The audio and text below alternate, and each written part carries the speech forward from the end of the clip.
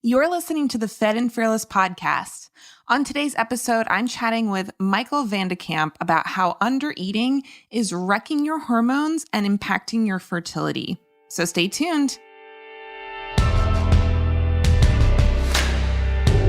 Welcome to the Fed and Fearless podcast.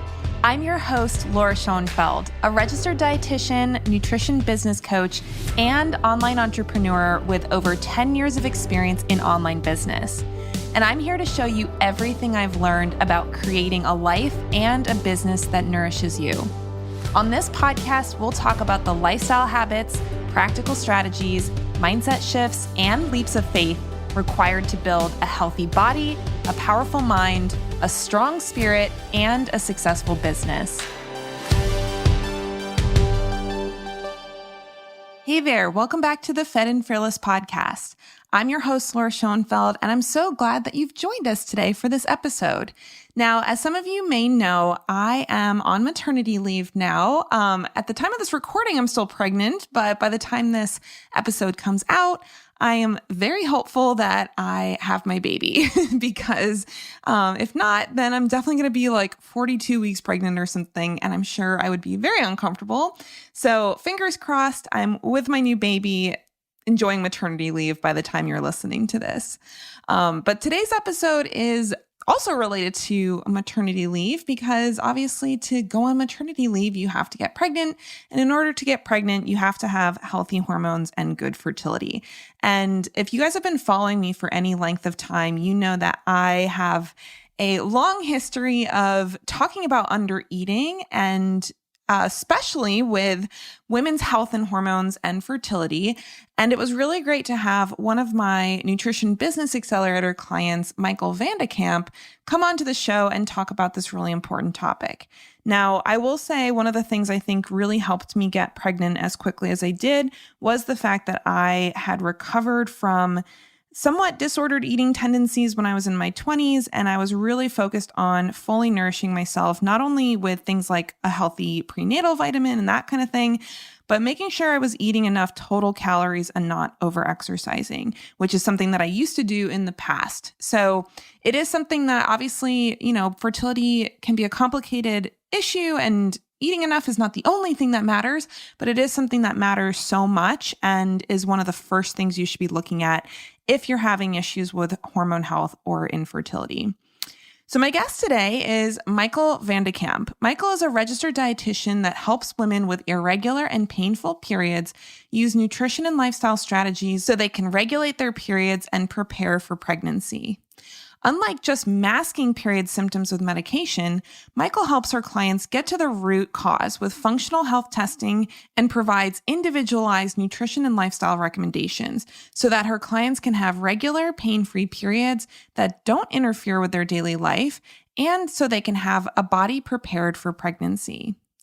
And like I said, this conversation is super important for anyone who's thinking about getting pregnant or trying to get pregnant, especially if you're having a hard time. It's so important to look at this, and you'd definitely be surprised how common it is that women are undereating. So I was really excited to have Michal on the show with me today, and I know that you're going to learn a lot from the conversation. So without further ado, here is Michal Vande Kamp.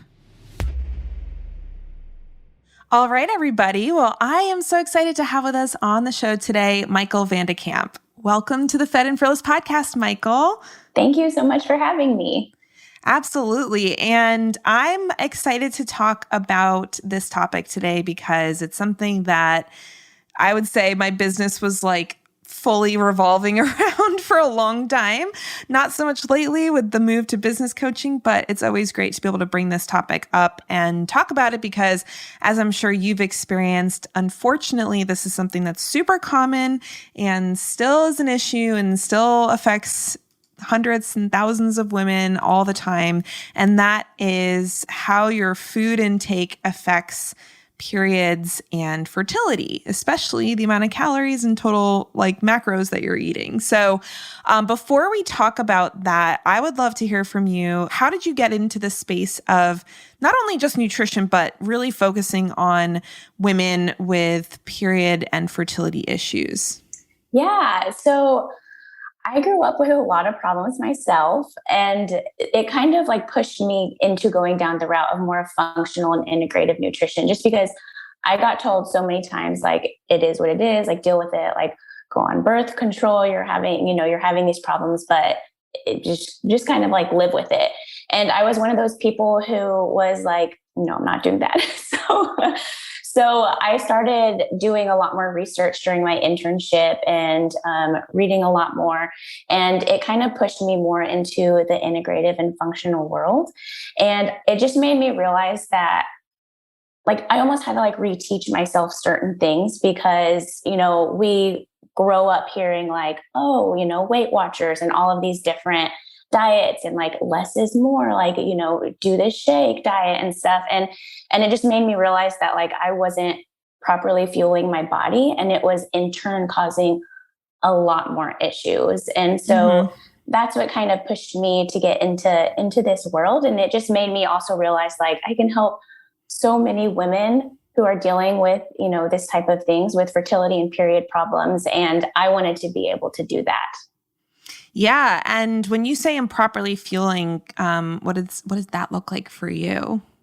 So one, I was not eating enough protein at all. And I also was having a lot of gut issues. And so I was going down that route of, I don't feel good a lot of the times, and I don't know how these foods are going to react with my body. So I'm going to just kind of sit back and, be very cautious about what I was eating.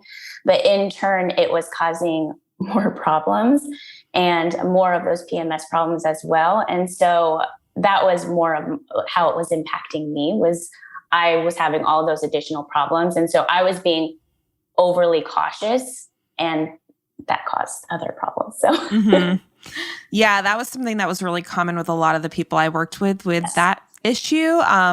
It wasn't that they had like an eating disorder or they were chronically dieting or anything. It was more they didn't feel great. Either maybe it was a gut issue or, skin reactions or just not feeling good, maybe joint pain or something after eating. And they would just kind of start like pulling away from foods and, maybe eating less because they just is like, well, it doesn't feel good to eat. So unless I'm really hungry, I'm not going to eat anything. And so that ends up definitely creating a lot of issues with hormones and fertility and all of that. So why do you think so many women fall into the cycle of undereating? So from what I've seen the most, I feel like so many of us live very busy lifestyles, and it's almost like eating takes a back seat. Like it's not an important thing. It's like, I have this work assignment I need to get done, or I'm running the kids around and I have to go from point A to point B. And it's like, I'll eat when I have time. And then it's like, well, I've gone, all day without eating, and now I am hungry. And so I feel like we fall into that cycle of being super busy and then also just putting it on the back burner. And so I've noticed that a lot. And then also the misinformation of being told like, oh, well, I thought eating 1,200 calories was really all I should be around. And I thought that was great and fine. And so I've noticed a lot of those type of reasons of why women are kind of falling into that cycle. Yeah, the misinformation thing's kind of nuts. Sometimes I forget what the average woman thinks or is believing about that. And I'm in it's actually like a Peloton pre and postnatal moms or whatever group, which don't ask me why I joined. I honestly should probably get out of it, but I joined that just out of curiosity. And I remember seeing somebody was asking about like, well, first of all, I will say there's a lot of talk about losing weight postpartum, which Yes. It's not that that's necessarily the worst conversation. We did have an interview with Rebecca Motznick about that a couple months ago from the time of this publication. And there's ways that you can do it in a more safe way. But, as an example, I saw somebody saying, oh, well, you need 2,000 calories a day when you're breastfeeding. And I was like, what? No. 2,000 a day? 2,000's like if you're not breastfeeding and you're like, maybe walking for your activity. And these Correct. are women that are breastfeeding and doing the Peloton workouts. And I was like, I don't actually comment on like anything because that's not again, I don't know why I'm in these groups, but if I'm in a group like that, I'm not spending my time commenting on things. It's not a good use of my time. But when I saw that, I was like, why? Who told you that? Like, why would somebody say for breastfeeding, you need 2,000 calories? Like that would assume that if you're not breastfeeding, you only need like 1,500. Right. Right. So it's like, I just, it drives me nuts. And I do think those numbers get thrown around and then women are like, well, I already had 2,000 calories for the day, so I don't need any more, that kind of thing. And whether or not it's because they're trying to lose weight or because they think, well, that's all I need. It just shocks me sometimes how prevalent and pervasive this is still, even with like the amount of time that, I don't know how long you've been doing this, but I feel like I've been talking about this stuff for like 7+ years now. And it's like, how is this still a thing? So do you feel like you've noticed with the people that you work with, is it a busyness thing? Is it like they have those numbers in their head that they just think, oh, well, I've gotten enough, even if it's like not actually enough for them? I feel like it's a combination. So, I do notice that like one of my clients I recently was working with, she was under the impression that, 1,200 calories was enough. And like, that's where she needed to be. And she's like, well, I was, reading online, or I did these programs. And I'm like, oh man, I'm struggling with like extreme fatigue and horrible energy problems. And, having to tell her like, well, maybe we need to try increasing your calories. And it's just like having to like retrain the mind, because they have it in their head that that's where it needs to be at. And it's almost like then food is so unenjoyable because you're tracking, and yes, once you get to those calories, like you're done. But then I also have noticed that then, like some moms or some people who are working really busy jobs and so forth, like it's just not something that they're constantly thinking about, which like amazes me, because if I go too long without eating, I like get I just do not feel well. And so that's just one of those things that it amazes me how so many women can almost like ignore how you feel when you're not fueling your body properly. Because I just know how I feel, but something I guess you learn to ignore over time. So yeah. Well, and also I feel like when you've been doing that for a long time, eventually your body is not going to just keep sending those signals if you're ignoring them all the time. And it's interesting because even for me, before I got pregnant, I was like pretty consistent with meals and, had my routine set that I could get a good meal in and then be fine. And I'm not usually a big snacker. So, it was like my 3 meals a day, maybe a before bed little treat or something. And then being pregnant and having all the additional, not that it's like a ton of extra calories, but like between not being able to eat as big of meals and then like having more calorie needs, and then also being like randomly hungry very frequently. It's for me, it's like I can go most of the day kind of feeling fine. And then all of a sudden at the end of the day, I'm like, oh my God, I'm so hungry. So it's definitely interesting when that kind of thing changes. And I personally am like, I don't want to have to snack, but I guess I do. Like just trying to change that eating pattern to meet my needs. It's, I would imagine that's how a lot of your clients feel when they're not used to having to think about food or preparing food or eating a full meal. Like they're, grabbing a granola bar instead of eating a sit down lunch or something. And like I said, I think I took it for granted for so long because I'd gotten into that rhythm of like, this is enough food and this is how I eat and everything's fine. And pregnancy just totally like tossed that up on its head. Oh, yes. But I can totally see how, if somebody's not used to eating that frequently, then adding those meals in or getting bigger meals even, which I found that was a really common issue. It wasn't that people were necessarily just like literally not eating all day. It was like just little snacks here and there, like, a couple chicken nuggets off their toddler's plate or something like that. And so I do find that sometimes it's hard to break out of those habits and to take the time to have an actual sit down meal. And then preparing a sit down meal and all the stuff that goes into eating, it does start to make more sense why women struggle with it, especially the ones that already either have kids or have a full-time job or both. And, we don't have a lot of empty space in our schedules as a society to fit in food prep.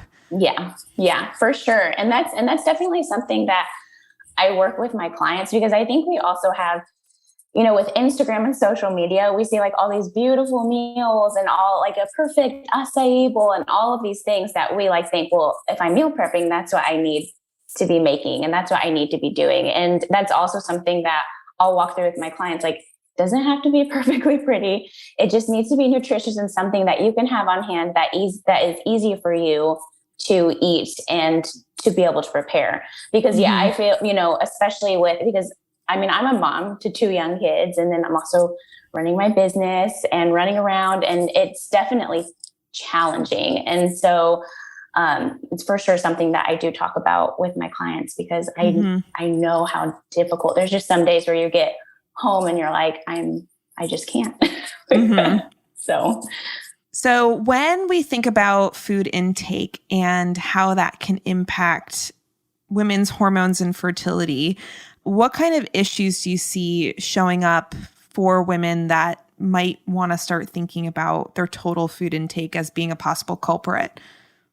Yeah. And so whenever I talk about undereating, especially with my clients, I'll usually bring up the fact that how it is a form of stress on our body, especially chronic undereating, how it is a big stressor on our body. When we think about stress, we think about, I have this big assignment due with work, or I'm going to be running around. And so, but it does cause cortisol to be released. And then it also causes blood sugar dysregulation and imbalances. And so we have those things that are working against us. And in turn, what is impacted is ovulation. And so if we aren't fueling our bodies appropriately, and our body doesn't feel safe and it's under that constant stress, we're going to have ovulation be impacted. And that's something that I do talk about, especially with women who are looking to get pregnant and they want to prepare their body. It's something that I really hone in on, because I'm like, we want your body to feel safe. We want ovulation to be happening, because if that ovulation is not happening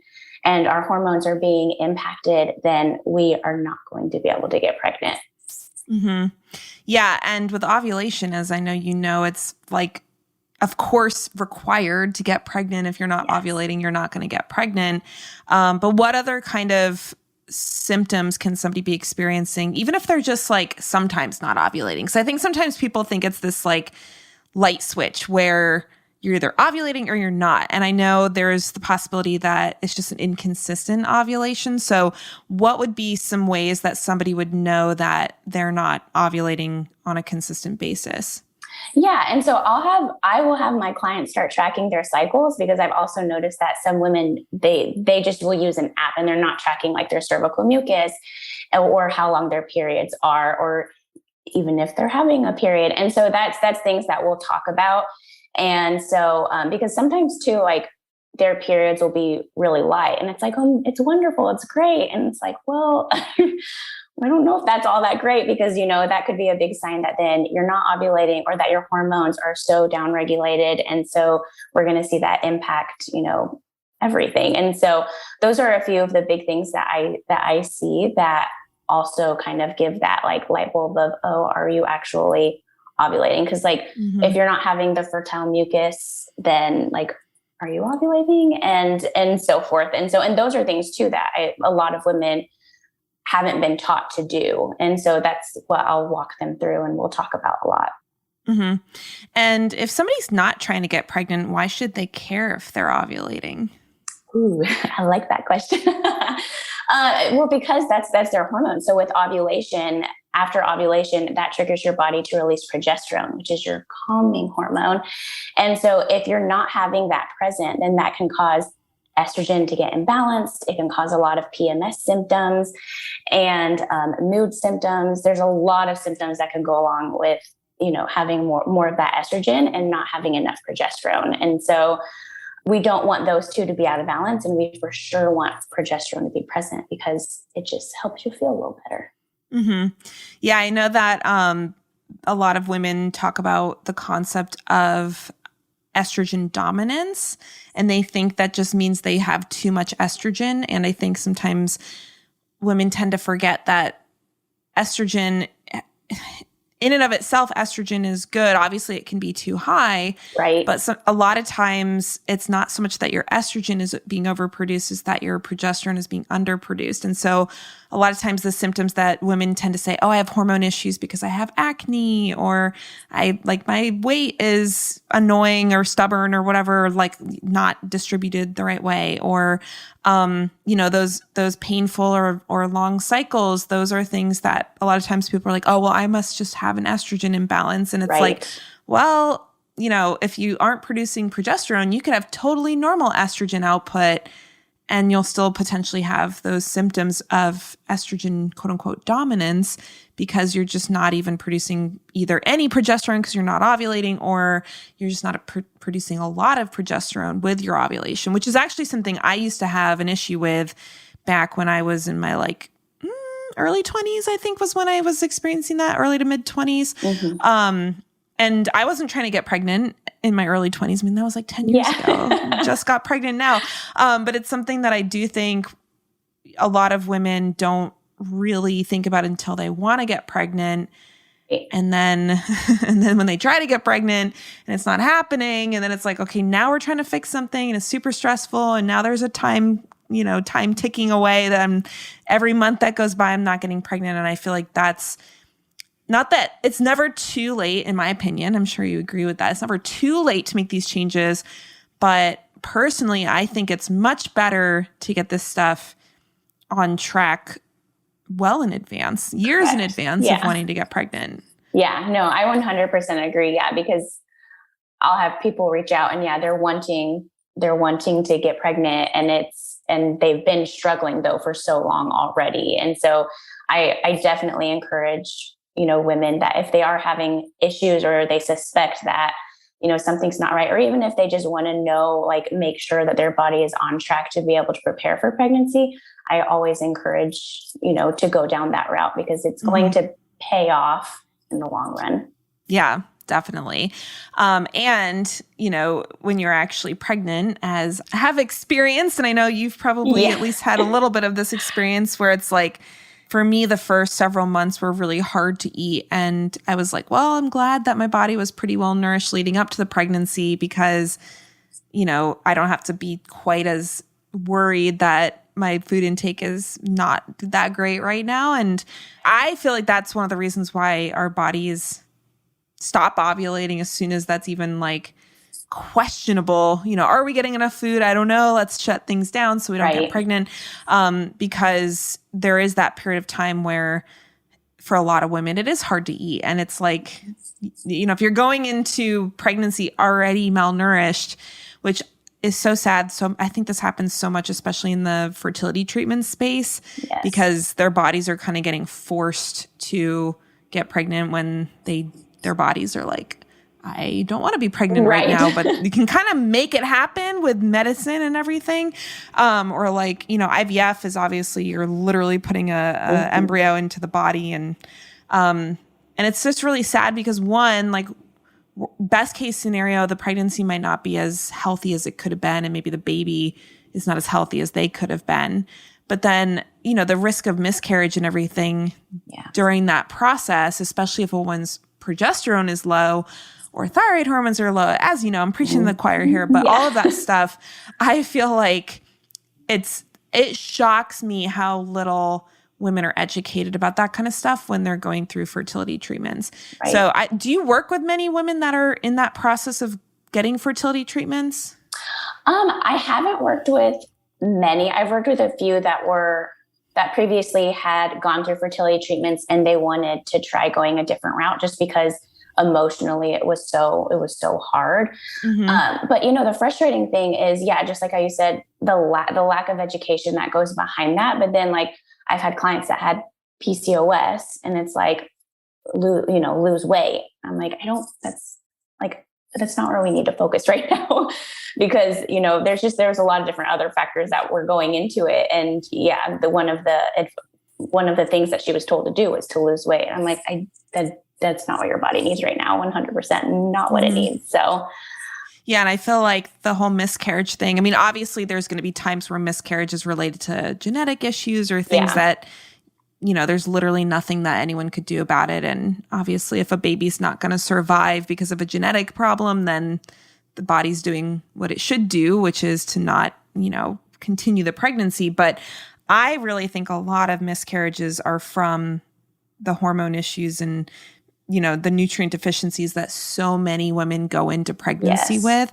whether or not they've gone through a fertility treatment. It's like, these hormone imbalances and the thyroid piece, you don't have to have frank hypothyroidism for your thyroid hormone to be a little on the lower side. And so it's just really sad because it's like, I think I was a little less, not sensitive. I wasn't insensitive to miscarriage, but I feel like I don't think I really understood the gravity of it until I got pregnant. And then, that first 5 to 10 weeks of getting through that first trimester, it's like you're really nervous that something bad is going to happen or, oh my gosh, I'm going to have a miscarriage or something. And I had friends that had miscarriages during their time of trying to get pregnant or, accidentally getting pregnant and then having a miscarriage. And it's one of these things where, again, I don't want to blame women. That's not what I'm saying. It's not like, you never know. You could have done everything perfectly. You could still have one.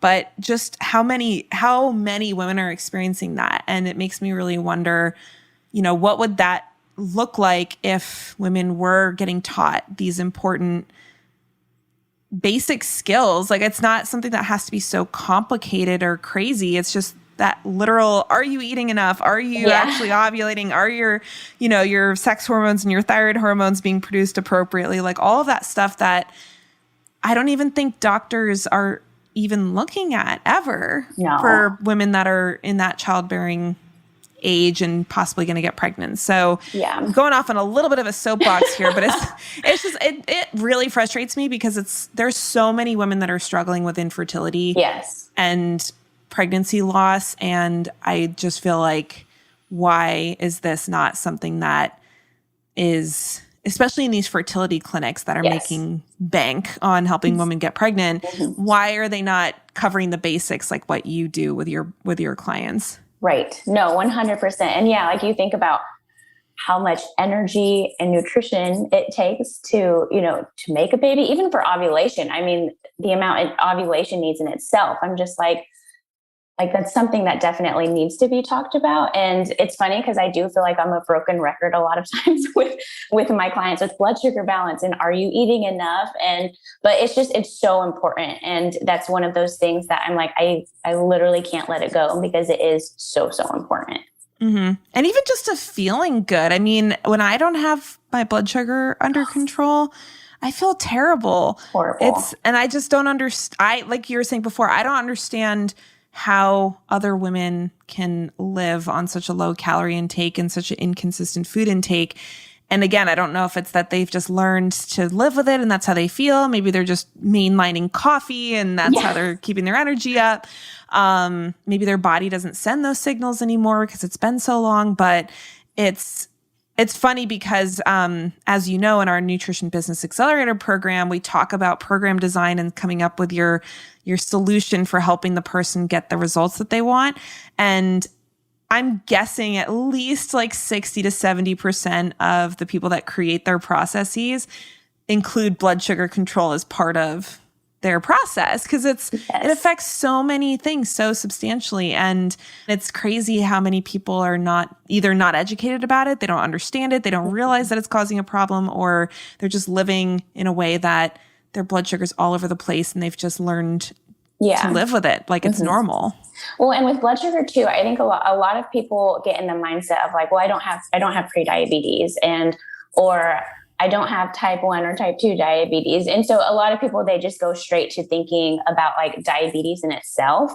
Mm-hmm. And so with that, the education part of that is no, we want to make sure that everything is balanced and, insulin can impact your sex hormones as well. And there's a lot of components that go into it. So I'm not surprised that a lot of people would have that as a part of their process. Mm-hmm. Yeah, definitely. So speaking of processes, what is your process for helping the women that you work with and going through the different areas of nutrition and lifestyle that would allow them to improve their hormone health and fertility? Yeah. So When I first meet with a client, we do a really deep dive into their overall just medical history, because sometimes they have other things. A lot of times they have other things that are going on as well. And obviously, I talk a lot about blood sugar balance. Are you properly fueling your body? And then lifestyle as well, like stress and sleep and how you handle stress. And we kind of do like a deep dive into all aspects of their life to see where we can make improvements. And I also provide functional lab testing, and I use some of that in my process as well. And then we start slowly chipping away. I always tell my clients, I'm like, I know you want to start making all these changes right away, but we're going to go slow so that we can really make sure that we properly learn them and get where we want to be. And so, but yeah, blood sugar balance is such a huge one, and then properly fueling the body as well. Mm-hmm. And during that investigative process, either with, looking at their paperwork or their labs, what kind of stuff are you looking for? Yeah. So I'm just looking at how their day usually goes. So, how they're eating throughout the day, and also how their work schedule is. And because sometimes I'll have clients that are working like a night shift or so forth. Mm-hmm. And so kind of looking there. And then I do look over their labs that they've had by their doctor. So I do like to look at like blood glucose levels, A1C. If they happen to have a fasting insulin, I like to look at that. Mm-hmm. Thyroid, I do usually like to look at thyroid values as well. And so I start kind of looking at all of their information that they've provided with me, as well as, if they are having any other additional symptoms, like when they started experiencing those, what possibly could have led to that, or what could be contributing to that. And so it's kind of like you're picking away. Mm-hmm. And then how do you help your clients track their progress towards the outcomes that they want? Yeah. So I go a lot off of how they are feeling. And then also like with tracking their cycles, if things are improving. So if they're not having as many symptoms leading up to their cycle, if their period starts and they haven't had a period for a few months, if they're starting to notice that fertile mucus, based off of those things, that's how we track progress.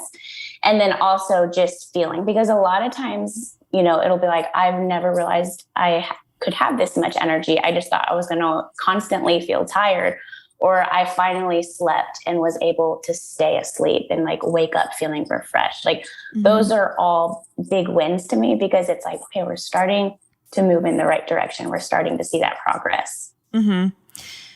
How long does it normally take on average? Obviously, everybody's different, and how well they're implementing what you're talking about will affect this. But for somebody who's really doing the action steps, how long does it usually take for somebody to start noticing improvements in how they feel? So if they're really doing everything, and obviously it's going to depend on, like you said, it's going to depend on the person, what they're experiencing. But a lot of times we'll start seeing energy levels doing better after a few weeks. And then as things start progressing, if they are having a lot of period problems, we'll start seeing that improve after probably around 3 months or so. Mm-hmm. And so once again, that it just kind of depends on the person. Everyone's so different. But yeah, a lot of times I see the first thing that women will say that is an improvement is energy levels for mm-hmm. sure. Yeah. And that makes sense, because I feel like with blood sugar issues, that's one thing about focusing on blood sugar in a nutrition program that's really great, because it can make such a fast difference. Yes. I mean, I feel like for certain people, it could be a day later they're feeling, or the day that they start making the changes, they're like, oh my gosh, I feel so much better, or I sleep so much better, that kind of thing. And it's one of those low-hanging fruit things where if somebody's got blood sugar issues because they're not eating enough, they're not getting enough protein, they're, fats or carbs are out of whack, or they're, going too long without eating, all of that stuff. It's like just how quickly you can help somebody start feeling better I almost feel like it was cheating a little bit when I was working with clients and we would focus on that stuff first. And it's like, it was such an easy change. And I say it's easy in the sense that your body reacts so quickly in a positive way to mm-hmm. it. It's not necessarily easy in the sense that you know exactly what you should do and you know exactly how to do it. And that's obviously why,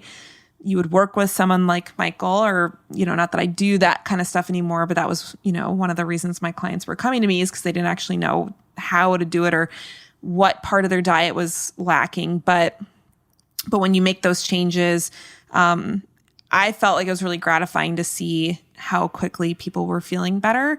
Because like you were saying, the period stuff can take a while. I know, right. It's about 90 days for an egg to go from immature to mature in ovulation. So, if it's going to really impact the hormones, we know that it's going to take at least 3 months to have that, like, you're noticing the improvement. But even just the blood sugar stuff, I feel like is such a fast, like you could literally feel better today as soon as you start doing it the way that, Michael and I have been talking about.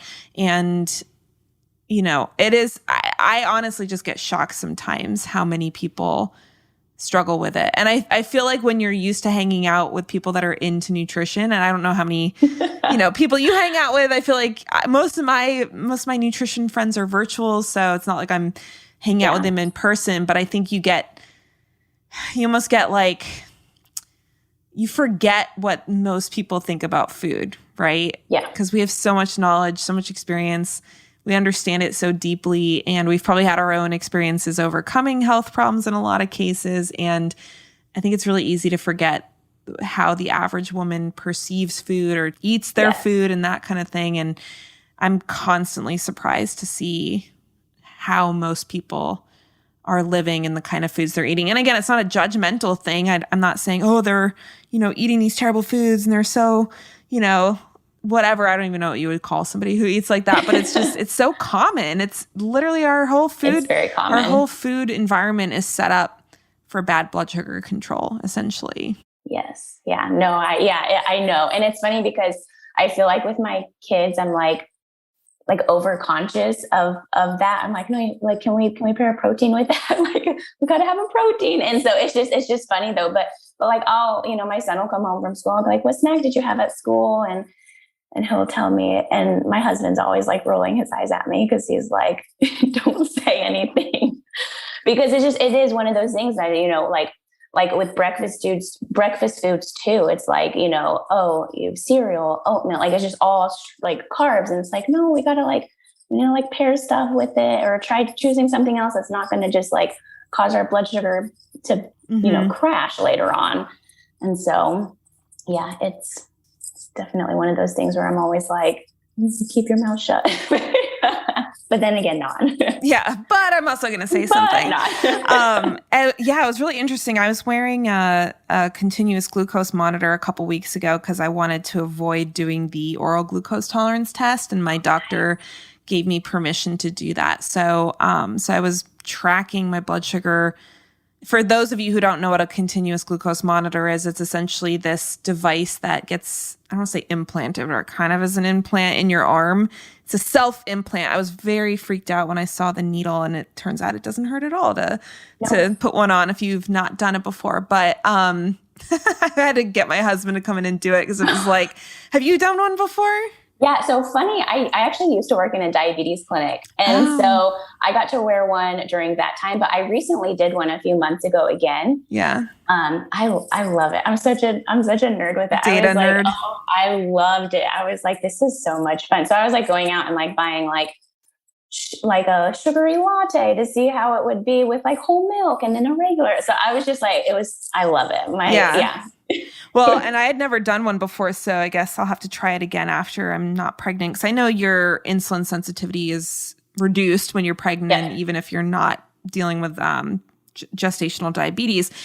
But I was just laughing because I had to have my husband come up and put it on for me because I was like, oh my gosh, this is a serious needle. And like I said, if anyone's ever interested in doing it, I was absolutely shocked that it didn't hurt to put on. It doesn't hurt, but it's like that, like getting past that mind block. Because I remember the first time I did it, and I was like, I had to have one of the nurses do it for me because I was so anxious about it. I'm like, oh, it's going to hurt. And I'm not even one who like gets really like freaked out by needles or anything, but it's just like seeing it, like you're like, oh, okay, I don't know about that. But yeah, honestly, I put it on and like didn't feel it at all. And it's kind of crazy too. Like the first day you might notice it on, but then after that, like you just completely forget it's even there. But I loved it. Yeah. I love them. I will say, I don't think I necessarily forgot it was there. Maybe there was sometimes I did, but the weird thing is after I took it off recently, I felt for a while that I was like, had this like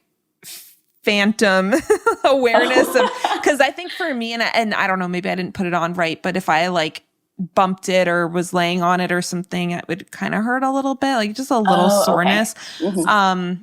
So I don't know, maybe it was installed incorrectly. I'll have to blame my husband on that. But or the one that I had was like, don't get it submerged in water. And I've been doing Epsom salt baths for pregnancy, and it's like laying in the tub with my arm out of the tub.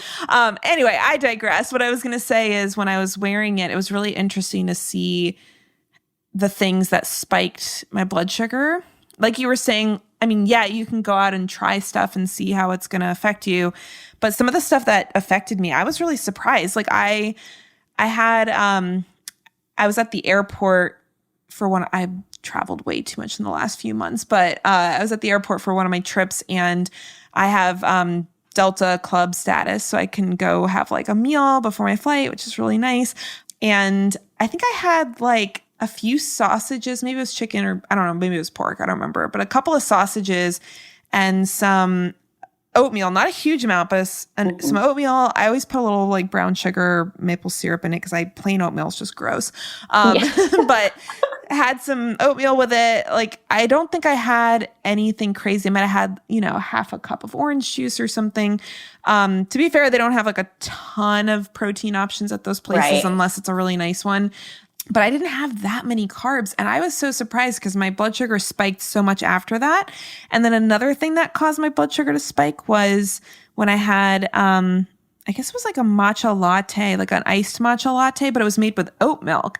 And it's really interesting. I was noticing wearing it that oats seemed to be significantly problematic for my blood sugar. And not to say that I'm never going to eat oats again or that oat milk's the devil or something, but I did think it was weird because I didn't feel necessarily anything crazy after I had eaten that oatmeal for breakfast, or maybe I felt a little with the matcha latte, but I found it really interesting to learn what foods affect me more than others because at the end of the day, a lot of times you don't necessarily feel a huge difference when your blood sugar is going kind of weird, but being able to wear that CGM was something that allowed me to say, oh, wow, I didn't realize that those foods are affecting me like that. So, and then there was times where I ate stuff where, as if it was paired with a lot of protein and fat, it could have been a higher carb thing like rice or something with sugar in it or ice cream or something, and it was totally fine. So I think that's the thing about, and I'm not saying everybody has to go run out and buy a continuous glucose monitor, but the thing with blood sugar is like, you might think something like ice cream versus oatmeal. You're like, oh, ice cream has so much sugar. It's like bad for you, blah, blah. And oatmeal's so healthy, all the ways that people think what is healthy. It's low fat, it's whole grain, blah, blah. Just to see the blood sugar difference in response to those is kind of interesting because you wouldn't normally think that eating ice cream might actually make your blood sugar more stable than eating oatmeal.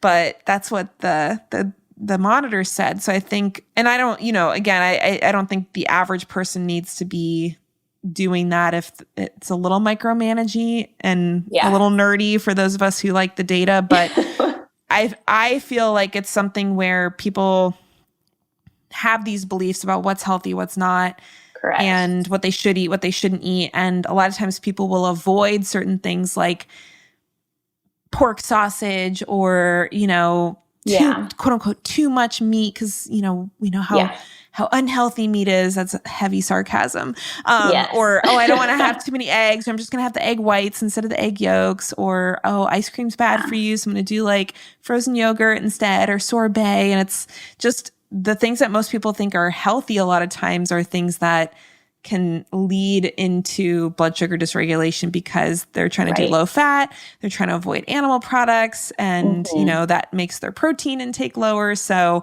like I remember I did a Daniel fast a long time ago. We have a podcast about it. And I felt terrible because if people don't know what a Daniel fast is, it's like a fully plant-based whole foods, like no processed food thing.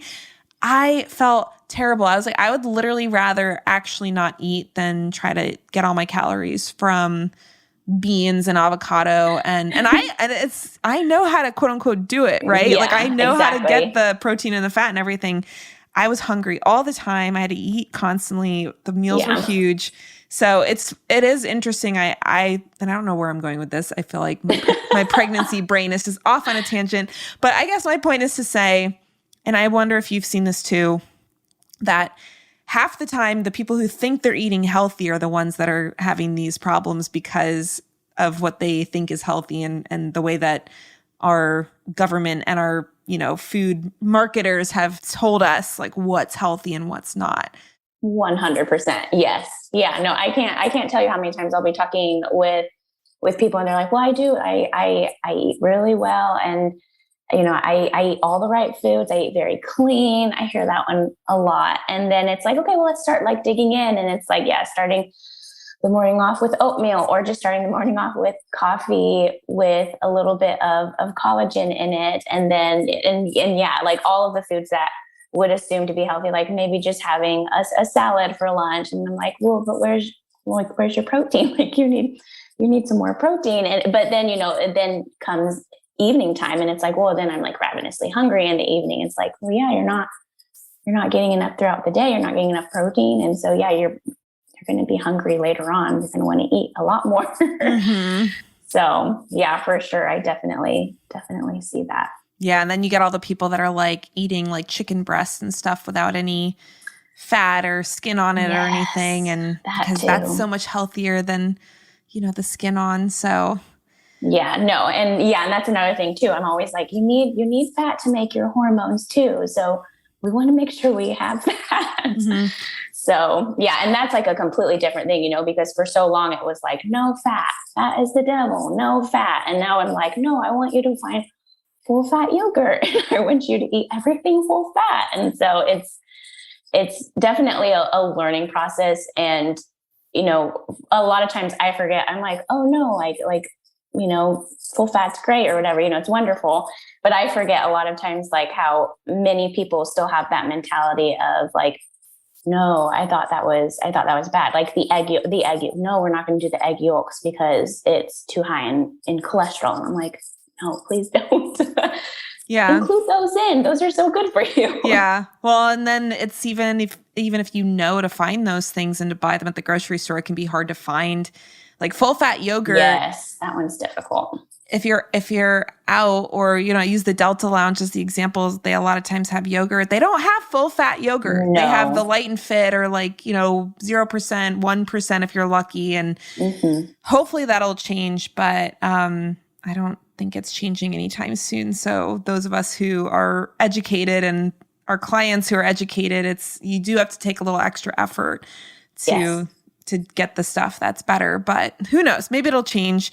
I don't know. I think your work is cut out for you for helping people either if they don't know or if it's like, okay, I do know, but how do I actually do this? Because it's the way our food supply is, it's not easy to eat that way. Not easy. Yeah, for sure. Yeah. And then, I could talk about this for days, but yes, there's lots of foods. It's like, well, I'm buying this because they say it has this much fiber and it's cholesterol free and all this stuff. And I'm like, well, it's going to be cholesterol free. It's not an animal product. Yeah. Anyways, marketing has gotten very, very good. So / bad. Yeah, no, I know. Good / bad. not helpful for people's good health. Good at making people believe something is great for them. And then I have to come in and be like, it's probably not the best decision. Yeah. Well, like I said, we have a lot that we could probably keep talking about, but I would love for our audience to connect with you if this is something that they would like help with. We have a lot of entrepreneurs that listen to this show, and I feel like the more I spend time with entrepreneurs, the more I see their habits as being not conducive to hormone health, especially for women, because I feel like so many men are entrepreneurs, and then the women that are, lots of women are too, honestly. There might be just as many women as men in the business world that I'm in, maybe even more. I tend to be in circles that are more female dominated, but I feel like the whole just subsisting off coffee and working until your eyeballs bleed and that kind of mindset that's in that online entrepreneur space is definitely not good for women, and certainly even worse for women who want to get pregnant. So if somebody wants to get some support with this, get some help, education, understanding about all the things that we're talking about and how to actually apply this to their busy lives, what can they do to connect with you? Yeah, so I have a website that you can connect with me with, and it's nutritionwithmichal.com. And I have a lot of my information on there. I also have an Instagram where I do a lot of content for, and that is at nutrition_with_Michal. And so you can find me there. And I believe my client application will be attached to the information on this podcast. Yeah, so we'll put that in the show notes for the website and the application form. And just so you guys know, Michal is spelled Michal, no E in there. And I didn't even, honestly, I think before we started working together, I'd never met a woman named Michal, and in my head, it was pronounced like Michal or something like that. So now that I know, anytime I see that name, I'm like, I know how to pronounce that now. I assume, and maybe they're not pronouncing it like that, but but it is something where I wanted to make sure people got the right spelling on that, because they might get a 401 or 404 error if they try to put an E in there somewhere. Right. Yeah, that's true. I always forget about that too. I just assume now that Michal is spelled the way my name is spelled. Yeah. Well, you've grown up with it, so there's no reason to think that it should be different than what your experience has been. So, and there's people like me who I'm like, I got to make sure I tell them because I don't want them to go to the wrong website. So we'll make sure, like I said, all the links to Michal's Instagram and her website are in the show notes for today's episode.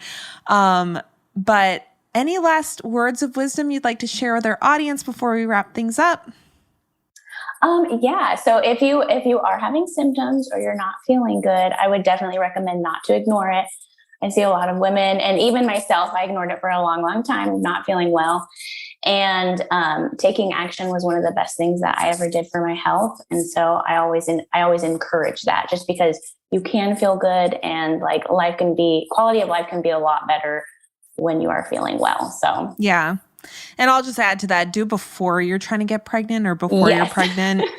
I literally can't even imagine going into pregnancy with issues like that, because once you're pregnant, you're going to have issues just because of the pregnancy and the hormone changes and, all the things. So I am a huge proponent of people being fully nourished and healthy before trying to get pregnant and before getting into pregnancy, when sometimes it's a little bit more of survival mode as opposed to optimal mode.